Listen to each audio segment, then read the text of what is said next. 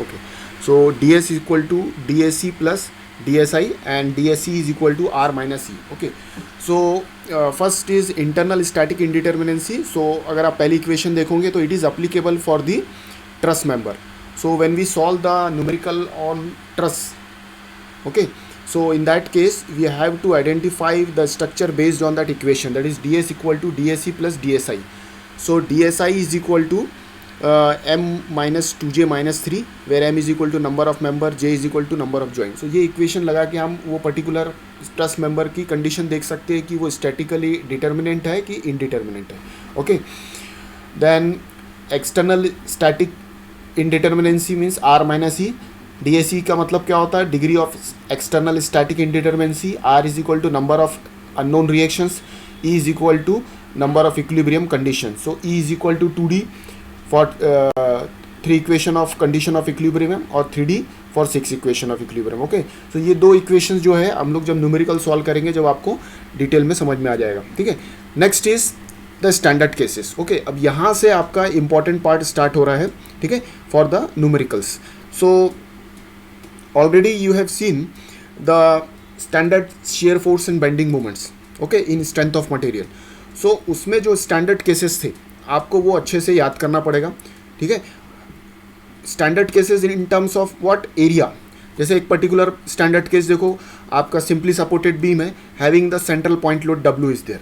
So what is the bending moment for the diagram, it will be WL/4. तो ये इसकी geometry कैसी रहती है, ट्रायंगुलर पैटर्न रहती है. तो ये आपको पता रहना चाहिए, it will be WL/4 the bending moment and the geometry is like a triangle pattern. Okay, so इसमें आपको दो चीज़ें कैलकुलेट करना है. एक तो एरिया रिक्वायर्ड रहता है, एक रहता है एक्स बार. एक्स बार मतलब कि आपको सेंट्रोइडल डिस्टेंस निकालना है आइदर फ्रॉम लेफ्ट साइड और राइट साइड. लेफ्ट साइड और राइट साइड का मीनिंग क्या होता है, आइदर फ्रॉम सपोर्ट ए और आइदर फ्रॉम सपोर्ट बी. ठीक है, तो इसमें अगर आप एरिया देखोगे तो एरिया क्या हो जाएगा इसमें ट्रायंगल का, half into base into height. Okay, half into L into H. Okay, तो half base into height, half into length, overall length हो गई, और हाइट कितनी है WL/4. तो ये एरिया आपको निकालना पड़ेगा पर्टिकुलर स्टैंडर्ड डायग्राम का. और x मतलब के L/2 पे वो एक्ट करेगा. इसमें x बार कितना रहेगा ट्रायंगल का, L/2 पे सेंटर पे एक्ट करेगा. तो ये दो चीज़ें आपको हर एक स्टैंडर्ड एक्सटर्नल लोडिंग जो है, जैसे ये पॉइंट लोड हो गया, इसी तरीके से आपका UDL होता है, उसी तरीके से आपका इसेंट्रिक लोडिंग होता है. तो जितने भी स्टैंडर्ड केसेस है ना, उसके आपको एरिया और उसका x बार ये आपको याद रखना है, क्योंकि इसी के ऊपर में न्यूमेरिकल आपका बेस्ड है. तो जैसे ये पहला केस हो गया कि simply supported beam having concentrated load at the centre, तो उसका एरिया आपको निकालना है, उसका x बार आपको निकालना है. ठीक है, उसके बाद में देखो दूसरा है, अगेन सिंपली सपोर्टेड बीम है लेकिन जो डिस्टेंस है A और B दिया हुआ है, दैट इज़ ये दूसरा केस है, इसेंट्रिक वाला केस. तो इसके अंदर में जो इसका बेंडिंग मोमेंट है वो क्या रहेगा, WAB/L सेंटर पे जो एक्ट करेगा. और इसमें एरिया क्या हो जाएगा ट्रायंगल का, half into base into height. तो हाफ इंटू बेस क्या रहेगा इसका, A+B बेस हो जाएगा, और हाइट कितनी रहेंगी WAB/L. तो इस तरीके से आप इसका एरिया कैलकुलेट करोगे. और x बार देखो, डिस्टेंस इंपॉर्टेंट है इसमें. अब इसमें जब x बार निकालना है मेरे को from the left hand side, तो इसमें क्या होगा, L/3 प्लस A. तो ये हो गया फ्रॉम लेफ्ट साइड से. और x बार अगर राइट साइड से निकालना है तो L/3 या L+B/3. तो लेफ्ट हैंड साइड और राइट हैंड साइड से x बार निकालने का, सेंट्रोइडल डिस्टेंस निकालने का फार्मूला चेंज हो जाता है. ठीक है, अगर आपका इसेंट्रिक लोडिंग आती है तो ये एक दूसरा स्टैंडर्ड केस हो गया. ठीक है, उसके बाद में तीसरा केस है UDL intensity acting through out the beam. तो उसमें आपको पता है कि आपका इस तरीके से आपका डायग्राम बनता है पैराबोलिक टाइप का. ठीक है, इसमें आपका बेंडिंग मोमेंट रहता है WL/8. ठीक है, तो अब इसका पैराबोलिक का आपका एरिया क्या रहेगा, 2/3 into base into height. Okay, अगर इसको अपन ऑल्सो आगे सॉल्व करते तो क्या हो जाएगा, 2/3 बेस क्या है इसका, लेंथ L रहेगा, और हाइट क्या रहेगा WL/8. इससे आपको इसका एरिया मिलेगा. और x बार कितने पे एक्ट करेगा, पैराबोला का L/2 पे एक्ट करेगा. तो ये तीन स्टैंडर्ड केसेस थे जो मोस्ट ऑफ द न्यूमेरिकल में कॉमन रहते हैं. ज़्यादातर न्यूमेरिकल में इसी तरीके की लोडिंग्स आती है. इसके अलावा भी अगर और कोई दूसरे केसेस रहते हैं तो उसमें आपको उसके जो स्टैंडर्ड केसेस है उसके बेस्ड ऑन देयर जो पर्टिकुलर डायग्राम बनता है बेंडिंग मोमेंट का, उस डायग्राम के बेस पे उसका एरिया और एक्स बार आपको कैलकुलेट करना है। ठीक है, तो ये 3 स्टैंडर्ड केसेस थे, ये आपको अच्छे से याद रखना है। ऑलरेडी आपने इसको सॉम में, स्ट्रेंथ ऑफ मटेरियल में, SFD BMD में भी पढ़ा होगा। ठीक है, तो इसी के बेस पे ये आपका न्यूमेरिकल रहेगा। नाउ नेक्स्ट इज इम्पॉर्टेंट, जिसके ऊपर बेस है आपका न्यूमेरिकल, क्लैपेरॉन्स 3 मोमेंट्स थ्योरम। ओके, सो क्लैपेरॉन्स 3 मोमेंट्स थ्योरम्स के ऊपर से आपको एक इक्वेशन बनेगी, वो इक्वेशन के बेस पे आपको न्यूमेरिकल सॉल्व करना है। Okay, so Clapeyron is the scientist who has derived this equation, okay, in 1851. Okay, so here it is applicable. The most important thing is this Clapeyron 3 moment theorem is applicable for more than 2 span. Okay, if the span is more than 2, then and then only this theorem is applicable. Therefore this theorem is called as a 3 moment theorem. That is the minimum 2 span is required, L1 and L2 for this particular theorem. So particular आप देखो, इसमें एक example दिया हुआ है, ये आपका support A है, फ्री सपोर्ट, सपोर्ट C है और एक इंटरमीडिएट सपोर्ट B है।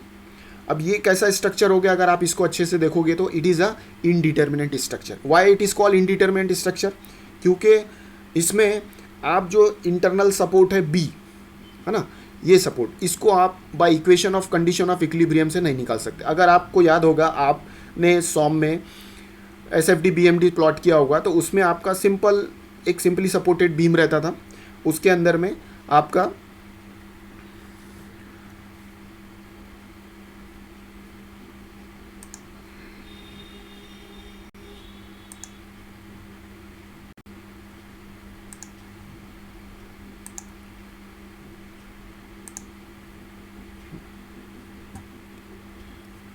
उसमें आपका सिंपली सपोर्टेड बीम के अंदर में condition of equilibrium summation FX summation FY करके आप उसको सॉल्व कर सकते थे। लेकिन अभी इसमें मोर देन 1 स्पैन है, 2 स्पैन है, तो उसमें आपको इंटरमीडिएट सपोर्ट B जो है, ओके, वो आप कैलकुलेट नहीं कर सकते by the condition of equilibrium. So therefore these structures are comes under the category of indeterminate structure. तो ऐसे स्ट्रक्चर को सॉल्व करने के लिए डिफरेंट मेथड्स अवेलेबल है SA1 में। तो उसमें पहला मेथड्स है जो अंडर यूनिट 1 आता है, that is Clapeyron's 3 moment theorem. Okay, so अब इसको सॉल्व कैसे करने का, देखो इसमें एक पर्टिकुलर लोडिंग दी हुई है, एक्सटर्नल लोडिंग है UDL के फॉर्म में। ओके, तो ऑलरेडी हमको पता है कि अगर UDL थ्रू आउट है तो उसका जो स्टैंडर्ड बेंडिंग मोमेंट बनता है, ओके, वो कैसे बनता है, इस तरीके से पैराबोलिक बनता है।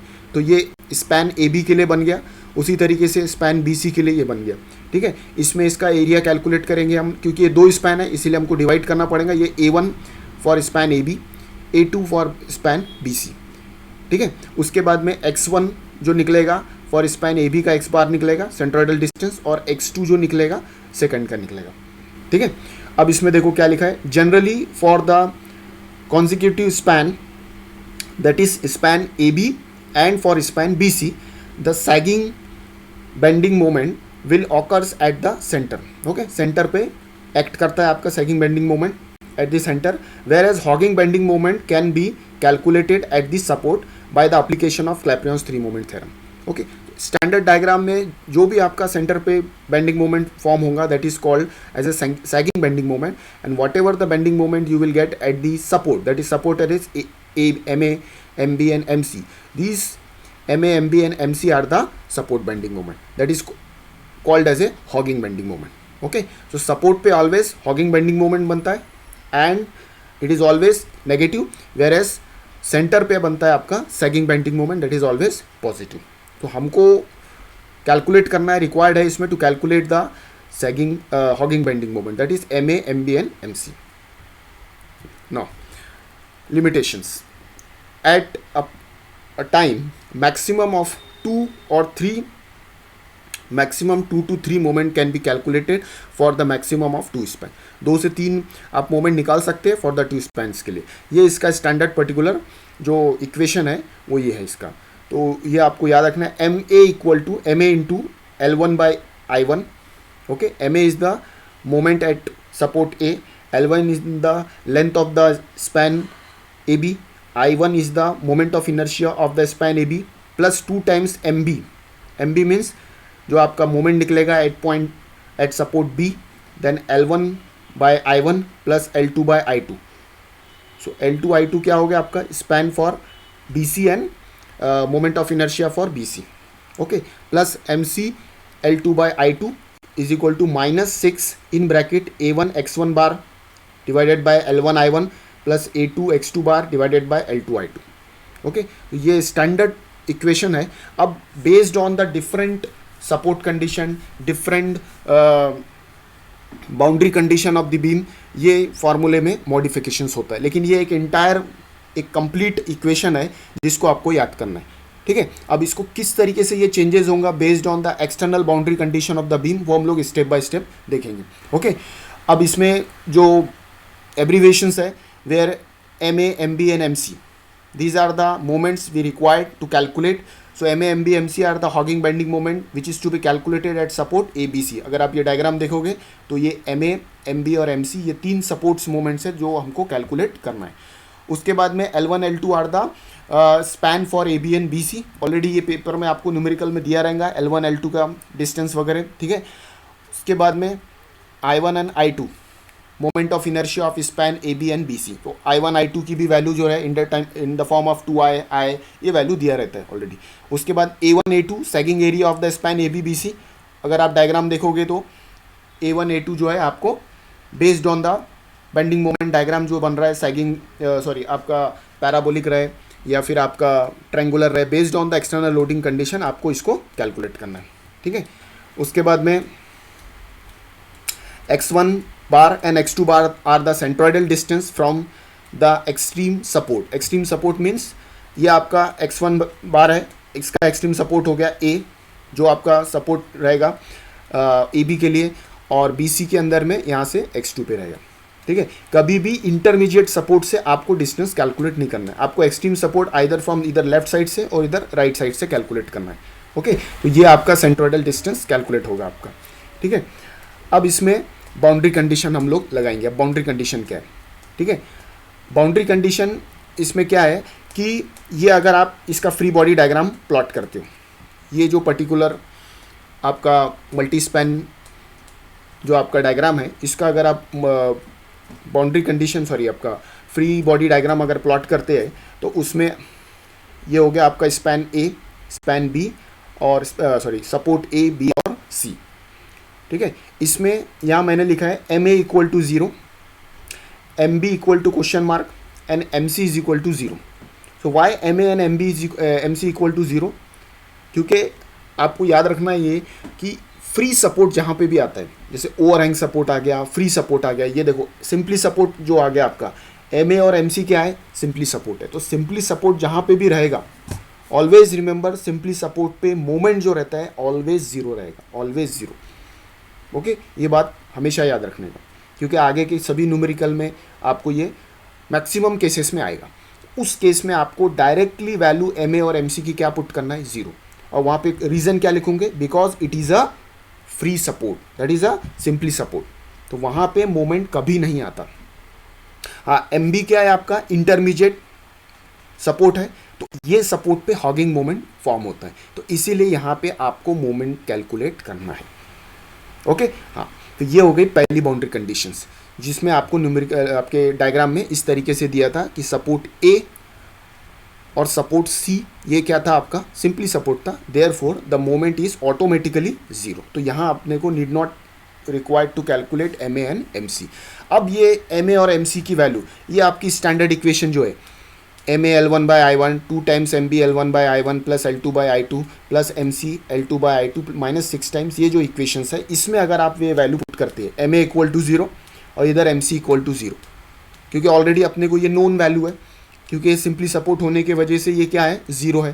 तो इस इक्वेशन में जब वैल्यू पुट करोगे तो आपको फाइनल आउटपुट क्या मिलेगा, 2MB L1 by I1 plus L2 by I2 is equal to minus 6 times A1 X1 bar by L1 I1 plus A2 X2 bar divided by L2 I2. तो ये equation applicable है अगर आपका numerical में इस तरीके का डायग्राम रहता है, जिसमें सिंपली सपोर्ट वाला केस है, 2 मल्टी स्पैन वाला आपका केस है, जिसमें आपका सपोर्ट A 0 है, सपोर्ट C 0 है. तो उस केस में आप इक्वेशन कौन सी लगाओगे, ये वाली 2MB L1/I1 plus L2/I2 minus 6 times ये इक्वेशंस लगा हुए। अब इसके अंदर में जो रिस्पेक्ट टू जो वैल्यूज़ है ये सब आपकी ऑलरेडी न्यूमेरिकल्स में दिया रहेगा, इसमें आपको वैल्यू पुट करना है और इसमें आपको कैलकुलेट करना है। तो ये हो गई पहली condition for the simply support case. Now second case देखेंगे हम लोग, ये आ गया आपका फिक्स सपोर्ट। देखो अब ये फिक्स सपोर्ट वाला केस है सेकंड वाला। अब इसमें बाउंड्री कंडीशन क्या रहेंगी, क्योंकि ये फिक्स सपोर्ट है, क्योंकि दिख रहा है आपको यहाँ डायग्राम में ये सपोर्ट ए जो है फिक्स है, सपोर्ट सी जो है ये भी फिक्स है और एम भी आपका इंटरमीडिएट है। तो ये ऑलरेडी आपका इंटरमीडिएट मतलब फिक्स ही होता है आपका। तो इस केस में आपको ये इंटायर इक्वेशंस लगाना है और इसको आपको कैलकुलेट करके सॉल्व करना है। एम ए L1/I1, क्योंकि इसमें आपका ये भी अननोन निकलेगा, यहाँ पे भी अननोन निकलेगा, ओके। और इस तरीके से आप इसको निकाल सकते हैं। अब इसका एक्सटेंशन पार्ट जो है मैं आगे में बताता हूँ। एम ए में L1/I1 और एम सी में L2/I2 यहाँ पे तो दिया नहीं है इसके स्पैन के लिए, तो आप इसको कैसे कैलकुलेट करोगे। तो लेकिन इसके लिए याद रखना है कि जब भी फिक्स सपोर्ट आए, दो साइड से दोनों सपोर्ट फिक्स है कॉर्नर के आउटर वाले, उस केस में आपको ये एंटायर इक्वेशन अप्लीकेबल रहेगा, ठीक है। उसके बाद में तीसरा केस है, अगर एक सपोर्ट आपका फिक्स है लेफ्ट साइड और एक सपोर्ट बाहर का आपका फ्री है, तो क्या होगा इसमें। अब इसमें एम ए भी निकालना है आपको, एम बी भी निकालना है, लेकिन जो आपका एम सी है ये ज़ीरो हो गया because it is a free support. So free support पे मोमेंट ज़ीरो है, तो देयरफॉर आपकी इक्वेशन में ये थर्ड वाला जो पार्ट है it will be automatically become zero, okay. So finally the equation become M A L1/I1 2MB L1/I1 plus L2/I2 और राइट हैंड साइड की इक्वेशन एज इट इज रहेगा, ओके। सो ये बात आपको ध्यान में रखना है कि based on the boundary condition of the support जो आपका बीम में रहेगा, उसके बेस पे आपका इक्वेशंस चेंज होती है। स्टैंडर्ड इक्वेशन यही है आपकी जो आपको मैंने यहाँ पे दिखाया है, लेकिन based on the boundary condition आपको उसमें मॉडिफिकेशन करना है कि whether the support is free, whether the support is fix, okay. तो ये केस में आपको देखना है। अब हम लोग देखते हैं इसमें ये आपका 3 मोमेंट, हाँ फॉर 3 स्पैन। अभी तक हमने क्या देखा था, 2 स्पैन के लिए देखा था। अब 3 स्पैन अगर आपका लग गया उस केस में ये पूरा कंडीशंस अप्लीकेबल है। इसमें आपका एम ए भी आएगा, 2MB और MC कैलकुलेट अप्लीक हो जाएगा आपका, ओके। तो इस केस के अंदर में अब 3 स्पैन वाला केस है, तो इस केस में आपको अप्लीकेबल एक एट ए टाइम 3 यानी 2 स्पैन लेके सॉल्व करना है। अब देखो इसमें क्या है, आपका स्पैन AB है, BC है और CD है। अभी जो पुराना केस था अगर आप देखोगे इसमें कितने आपके पास में स्पैन थे, 2 स्पैन थे। और आपको क्लैपियन 3 मोमेंट में लिमिटेशंस क्या बताया, मैक्सिमम 2 स्पैन को लेके आप ये इक्वेशन लगा सकते हैं। अब यहाँ पे 3 स्पैन आ गया, ठीक है। इसको कैसे करने का सॉल्व, तो इसमें सबसे पहले ABC ये पहला स्पैन ये वाला कंसीडर करेंगे। फॉर द स्पैन ABC इसमें आप अप्लीकेबल करोगे, यानी इसमें आप क्लैपियन 3 मोमेंट लगाओगे। तो इसमें क्या हो जाएगा, फॉर स्पैन ABC में ये MA L1/I1 plus 2 times MB L1/I1 plus L2/I2 plus MC L2/I2 और राइट हैंड साइड की वैल्यू -6 या एज इट इज रहेगी। तो अब आप देखो इसमें L1/I1 L2/I2 ये पूरी वैल्यू पुट करके आपको निकालना है। ऑलरेडी यहाँ पे ए फ्री सपोर्ट है, तो ये क्या हो जाएगा, इसमें 0 हो जाएगा, ओके। तो आपको यहाँ पे इसको 0 करना है। तो ये अभी क्या हो गया, ये स्पैन के लिए लग गया अभी, लेकिन ये स्पैन बाकी है CD का। तो अब दूसरे केस में क्या करेंगे हम लोग, स्पैन BCD के लिए लगाएंगे, दैट इज B, C और D। पहले हमने किस पे लिए निकाला, ABC के लिए, उसमें ये पहले 2 स्पैन आ गए। अब उसके बाद में दूसरे केस में लगाएंगे आप B, C और D के लिए। उसमें आपका कौन सा स्पैन कंसीडर होगा, ये वाला BC और CD। देखो फॉर BCD में MB L2/I2 plus 2 times MC हो जाएगा, क्योंकि अभी आपका दूसरा वाला ये वाला केस है MC, सेंटर वाला ये वाला है मोमेंट L2/I2 प्लस L3/I3। देखो इसमें अब ये वाले में L2/I2 और L3/I3 ये फैक्टर आ जाएगा आपका, क्योंकि हम लोग किसके लिए कंसीडर कर रहे हैं, BC और CD के लिए। देन MB कंसीडर होगा, ओके। यहाँ पे सॉरी MD होना चाहिए, ये गलत लिखा है, इट शुड बी MD, क्योंकि लास्ट वाला केस क्या है MD, तो यहाँ पे होना चाहिए MD L3/I3। और राइट हैंड साइड में क्या हो जाएगा, A2 X2 bar by L2 I2 bar I2 plus A3 X3 divided by L3 I3। अब जब हम इसमें अप्लीकेबल कंडीशंस लगाएंगे, बाउंड्री कंडीशन ये वाले केस में, तो यहाँ पे ये जो MD जो है ये क्या हो जाएगा 0, क्योंकि ये क्या है, फ्री सपोर्ट है। तो अगर आपका मल्टी स्पैन मतलब 3 स्पैन का अगर केस आता है, तो उस केस में आपको एट ए टाइम जो है साइमल्टेनियस ये जो क्लैपियंस 3 मोमेंट्स है हमें स्टेप बाय स्टेप 2 पार्ट में लगाना पड़ेगा, कैलकुलेट करना पड़ेगा। पहले for span ABC, then second for span BCD।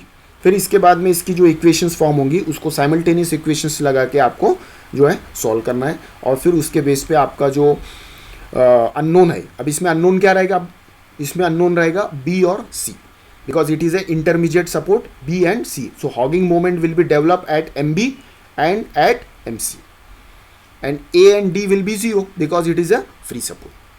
So based on the external geometry support conditions आपको identify करना है और उसके बेस पे आपको solve करना है. So maximum paper में at a time multiple of 3 span is applicable, यानी 3 span वाला न्यूमेरिकल वाला केस आ सकता है, इसके ऊपर वाला केस नहीं जाए। अगर इसमें और भी केसेस अगर ज़्यादा जाते हैं, वो हो गया सपोज इट इज़ 4 स्पैन है, 5 स्पैन है, तो आपका जो बाय रूल मेथड जो है ओके वो आपका यही रहेगा, एट ए टाइम आपको क्या करना है 2 स्पैन को लेके ही सॉल्व करना है, फिर आगे बढ़ के आगे के सक्सेसिव स्पैन को लेना है, फिर आगे के स्पैन को लेना है, फिर वो साइमल्टेनियस इक्वेशन से आपको उसको जो है कैलकुलेट करके उसके जो रिस्पेक्टिव इंटरमीडिएट जो सपोर्ट है वो आपको कैलकुलेट करना है। ठीक है, अब इसके बाद में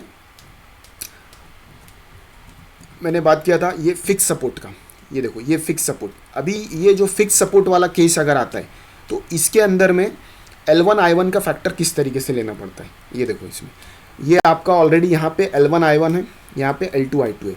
तो जब आपका फिक्स सपोर्ट आता है आइदर लेफ्ट साइड से रहे या राइट साइड से रहे, तो उस केस में क्या करना पड़ता है, बिकॉज ऑफ फिक्सिटी के वजह से यहाँ पे क्या, ये फिक्सिटी का सबसे पहले मतलब समझो, ये फिक्स सपोर्ट का मतलब क्या होता है, what is the meaning of fix support. अगर आप बिल्डिंग स्ट्रक्चर देखते हो, ठीक है, तो बिल्डिंग में आप देखते हो n नंबर ऑफ कॉलम्स रहते, बहुत सारे कॉलम्स रहते, उसमें पूरा बीम्स रहते, ठीक है।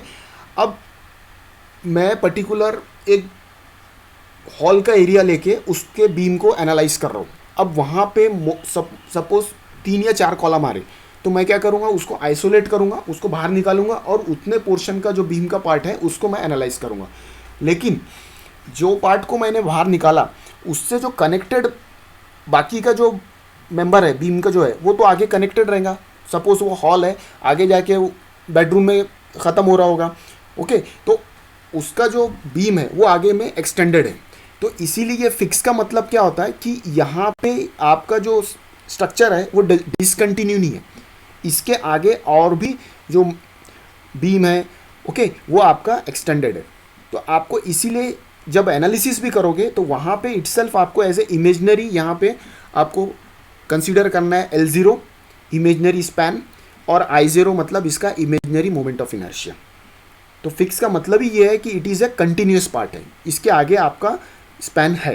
तो ये आपको L0 I0 और A0 ओके, ये ज़ीरो का मतलब क्या हो रहा है, इमेजनरी, ये यहाँ पे imaginary area, imaginary length, imaginary moment of inertia आपका यहाँ पे कैलकुलेट होगा। ऑलरेडी ये वैल्यू 0 रहेगा सॉरी, लेकिन आपको during analysis you have to show this okay. ना यहाँ पे तो ऑलरेडी आपका है L1 I1 L2 I2 ये जो गिवन है, आप कैलकुलेशन के अंदर में ये जो एक्सटर्नल लोडिंग के बेस पे आपका यहाँ पे जैसे ये पैराबोला दिखाया हुआ है, तो ये हो सकता है यहाँ लोडिंग जो है आपका UDL होगा तो वो तो रहेगा, लेकिन यहाँ पे आपको दिखाना है। अब देखो ये केस हो गया आपका लेफ्ट हैंड साइड का, हो सकता है यहाँ पे राइट हैंड साइड के ऊपर में भी आपका C सपोर्ट पे कोई केस में आपका fixed end moment sorry fix support आ जाए, उस केस में भी आपको यहाँ से इसको राइट साइड से एक्सटेंड करना है अगर यहाँ पे फिक्स सपोर्ट आता है तो, और उसमें again imaginary L0 I0 A0 यहाँ पे दिखाना पड़ेगा। तो देखो अब इसमें किस तरीके से आप इसको कैलकुलेट करोगे और इसका रोल क्या है यहाँ पे फॉर स्पैन A0 AB। अब आप देखो क्लैपियन 3 मोमेंट कहाँ से लगा रहे हो, यहाँ से लगा रहे हो A0 AB में ओके। 1 मिनट,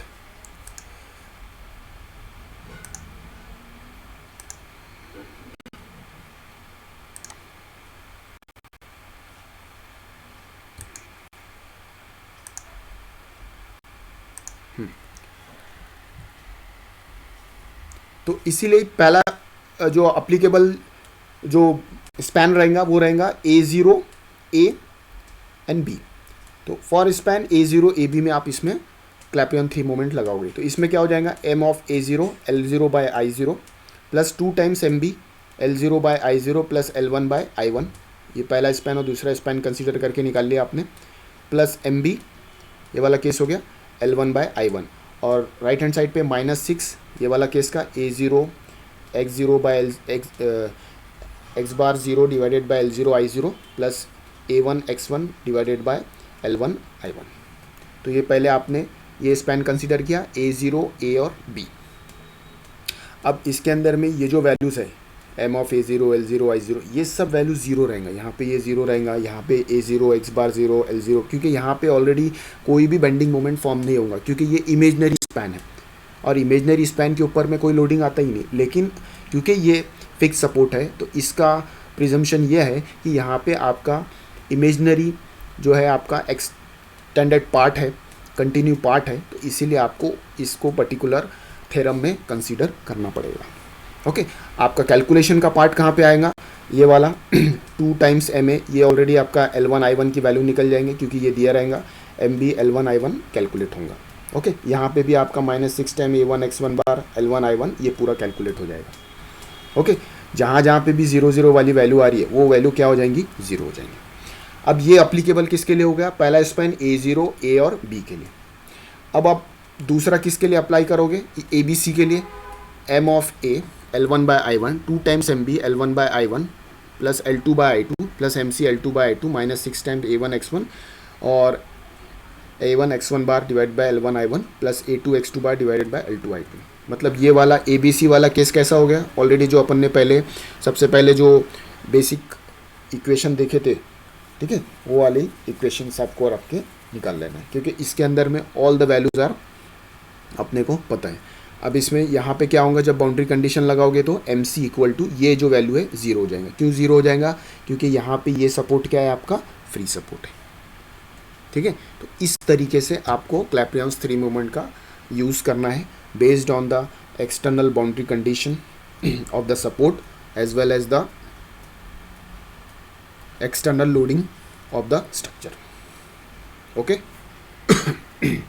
नाउ अभी ये वाला लास्ट केस है जो पेपर में आता है, जिसके अंदर में आपका है सिंकिंग ऑफ सपोर्ट।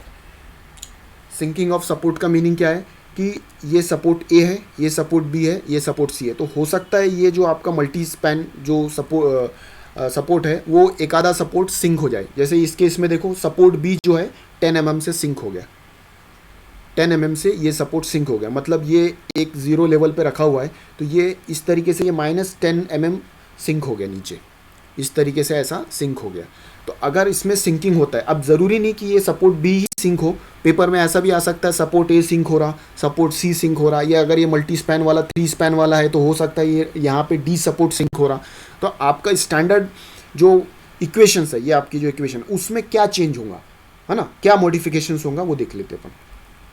तो ये एक पर्टिकुलर स्टैंडर्ड केस लिया है कि जैसे ये 2 स्पैन का आपका बीम है, हैविंग यूडियल थ्रू आउट है, सपोर्ट A और C जो है फ्री सपोर्ट है, सपोर्ट B जो है इंटरमीडिएट सपोर्ट, L1/I1 L2/I2 की वैल्यू आपको पेपर में दिया रहेगा। ये सपोर्ट B जो है डेल्टा की वैल्यू यहाँ पे ये 10 mm से सिंक हो रहा है। ठीक है, तो अब इसमें किस तरीके से चेंज होगा, तो MA L1/I1 as it is 2 times MB L1/I1 plus L2/I2 as it is plus MC L2/I2 as it is equal to -6 times, ये भी इक्वेशन सेम रहेंगी, A1 x1 bar by L1/I1 plus A2 x2 bar divided by L2/I2। Okay, plus अब इसमें देखो क्या हो रहा, ये सिंक हो रहा है, तो इसमें आपको फैक्टर कंसीडर करना पड़ेगा plus 6E। Okay, in bracket ये देखो ये है Δ1, ये है Δ2, ये है Δ3। यहाँ लिखा नहीं है लेकिन इसका मीनिंग ही यही है। यहाँ पे A सपोर्ट के लिए यहाँ पे पहला सिंकिंग रहेगा Δ1, Δ2 10 mm है, और Δ3 C के लिए रहेगा आपका तीसरा part. So let Δ1 be the deflection at A, delta B already is given, and delta Δ3 will be the deflection at point or at support C। ये हम लोग इसको अज्यूम करते हैं। तो अब इसमें देखो इसका फार्मूला क्या बनेगा, Δ2 माइनस Δ1 डिवाइडेड बाय L1। Δ1 और Δ3 क्या रहेगा, 0 रहेगा, क्योंकि ये ऑलरेडी ये सिंक नहीं हो रहा, ये एज इट इज़ है, अपनी जगह पे फिक्स है। तो यहाँ Δ2 माइनस Δ1 डिवाइडेड बाय L1 करेंगे आप, तो Δ2 10 है, Δ1 क्या है 0 डिवाइडेड बाय L1, जो भी वैल्यू रहेंगी यहाँ लिखूंगे आप, plus delta two minus delta three, अब इसमें से डेल्टा टू में से डेल्टा थ्री माइनस करेंगे। डेल्टा टू क्या है 10m और डेल्टा थ्री क्या है 0 डिवाइडेड बाय L2 क्या है आपकी जो वैल्यू रहेंगी इस तरीके से। तो ये वैल्यू इस तरीके से यहाँ पे वैल्यू पुट करके आपको कैलकुलेट करना है इसमें, अगर आपका सिंकिंग अप सपोर्ट आता है तो।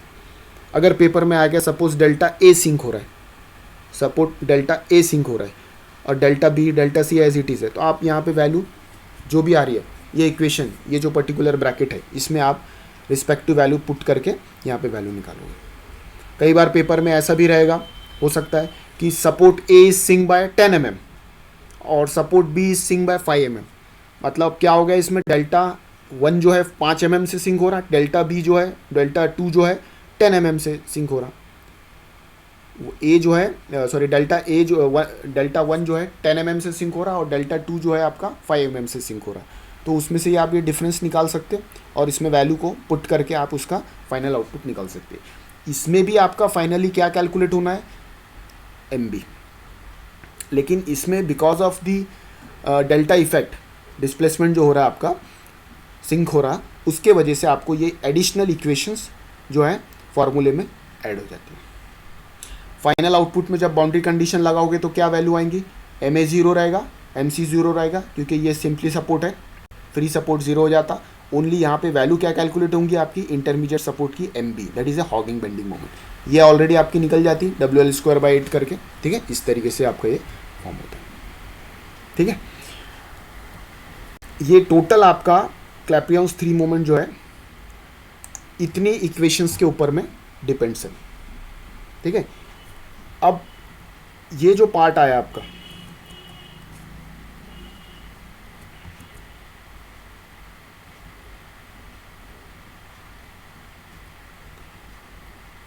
Equations, first part boundary conditions हो गए, हाँ ये लिमिटेशंस बोले थे। इसमें किसी को कुछ डाउट है तो आप मेरे को पूछ सकते हैं, क्योंकि अगर आपका ये कॉन्सेप्ट क्लियर हो गया तो आप कोई भी न्यूमेरिकल आराम से सॉल्व कर सकते हैं, ठीक है। दूसरी इंपॉर्टेंट चीज़ मेरे को ये बताना है कि मोस्टली अभी कोविड के वजह से पेपर जो हो रहे हैं आपके RTMNU के वो MCQ बेस हो रहे हैं, है ना। तो हम लोग ऐसा करेंगे, जैसा ही मतलब लेक्चर्स में तो हम लोग न्यूमेरिकल पूरा सॉल्व करेंगे एज इट इज़, जैसा पेपर में एक्सपेक्टेड रहता है आपका ऑफलाइन पेपर में। लेकिन मैं हर एक यूनिट के बाद में आपको गूगल फॉर्म के अंदर में MCQ बेस्ड क्वेश्चन दूंगा पर्टिकुलर यूनिट का, आप उसको सॉल्व करके मेरे को सबमिट करोगे as a part of assignment रहेगा वो, जो कि इंटरनल मार्क्स जो आपका 20 मार्क्स रहता है उसमें से भी वो जो है आपका वो कैरी करेगा। और उसके साथ साथ में आपको यूनिट वाइज MCQ क्वेश्चंस किस तरीके से पेपर में आ सकते हैं उसका भी आइडिया हो जाएगा। क्योंकि अभी जैसे SA2 का पेपर हुआ आपके सीनियर्स का, तो उसमें उनको पेपर में मैक्सिमम जो था वो न्यूमेरिकल के साथ में थेरी बेस भी पूछा था। Theory base in the sense कैसा, जैसे ये पर्टिकुलर आपका डेरिवेशन का ये पार्ट आ गया, तो उन्होंने क्या पूछा कि ये फार्मूला है, ये पर्टिकुलर स्पैन है, इसके लिए आप बताओ कि फार्मूला क्या रहेगा। उसमें उन्होंने ऑप्शन दिया फार्मूले के अलग अलग, मतलब जो हम लोग स्टेप बाय स्टेप प्रोसीजर करके न्यूमेरिकल सॉल्व करते हैं, तो वो बीच के स्टेप्स का कोई भी पार्ट लेके एज ए MCQ में क्वेश्चन डाल दे रहे हो। इस तरीके से भी वो क्वेश्चंस आ सकते हैं पेपर में, क्योंकि आपका मैक्सिमम वेटेज कितना है क्वेश्चन का 2 मार्क्स का, तो 2 मार्क्स के लिए इंटायर न्यूमेरिकल तो पूछेंगे नहीं वो, है ना। तो वो स्प्लिट करके जो स्टेप बाय स्टेप प्रोसीजर रहती है उसको ही पार्ट्स में आपको वो MCQ बेस पूछ सकते हैं। तो जैसे ही आपका यूनिट ख़त्म होता है, यूनिट नंबर 1 क्लैपियंस 3 मोमेंट का, उसके बेस पे मैं आपको गूगल फॉर्म में MCQ दूंगा जो यूनिट 1 के रहेंगे, आपको उसको सॉल्व करना है।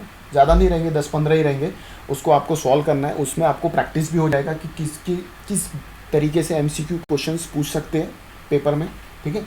और वो एज ए पार्ट ऑफ आपका असाइनमेंट का सबमिशन भी हो जाएगा, जो कि आपको गूगल क्लासरूम में करना है। ऐसे ही आपके 6 यूनिट्स में इसी तरीके से हम लोग MCQ बेस सॉल्व करेंगे, ठीक है।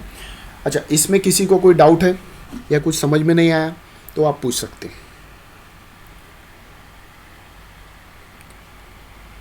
अच्छा, ये जो भी लेक्चर्स मैं आपको बता रहा हूँ ये ऑलरेडी रिकॉर्ड हो रहा है पूरा, तो जो लोग अभी ज्वाइन नहीं कर पाए वो आप गूगल क्लासरूम में, ये लिंक जो है मैं बाद में यूट्यूब पे डाल दूँगा, आपके गूगल क्लासरूम में आप वहाँ से देख सकते हो, ठीक है, क्योंकि देखो एक बार आपको ये कॉन्सेप्ट क्लियर हो गया कि किस तरीके से ये आपका फॉर्मुलेट हो रहा है, ठीक है, किस तरीके से इसकी इक्वेशन बन रही है और बाउंड्री कंडीशन के बेस पे कैसे आपको इक्वेशन को मॉडिफाई करना है, ये अगर आपको समझ में आ गया तो आप इसमें कोई भी न्यूमेरिकल आए आप आराम से इसके न्यूमेरिकल सॉल्व कर सकते हो। तो किसी को कोई डाउट है इसमें भी, या कुछ समझ में नहीं आया, कोई केस, तो आप पूछ सकते हैं। क्योंकि अब न्यूमेरिकल में क्या है, सिर्फ आपको कंडीशन देखना है, वैल्यू पुट करना है और आंसर निकालना है। मतलब 3 स्टेप में आपका आंसर आ जाता, लेकिन आपको ये पर्टिकुलर इक्वेशंस याद रहना चाहिए with respect to boundary conditions, okay, तब ही आप ये पर्टिकुलर न्यूमेरिकल सॉल्व कर सकते हैं। तो नो डाउट, किसी को डाउट नहीं है?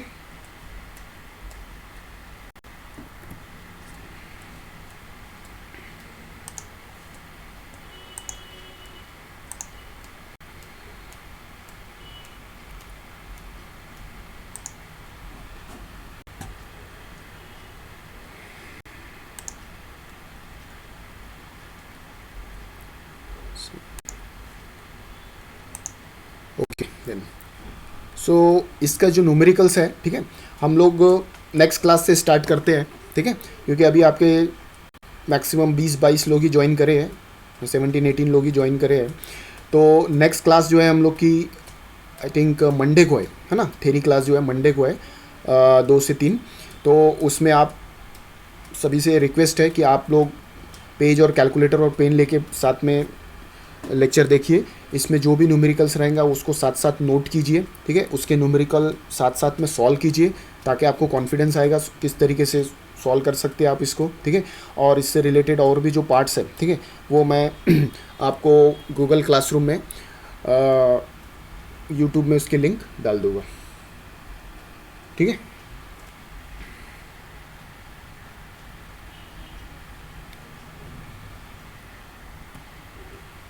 ओके देन,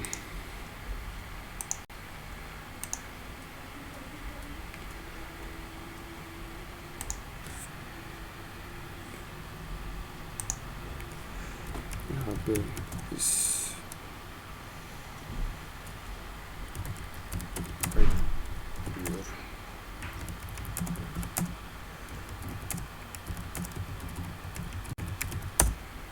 अटेंडेंस डाल दीजिए आप यहाँ पे,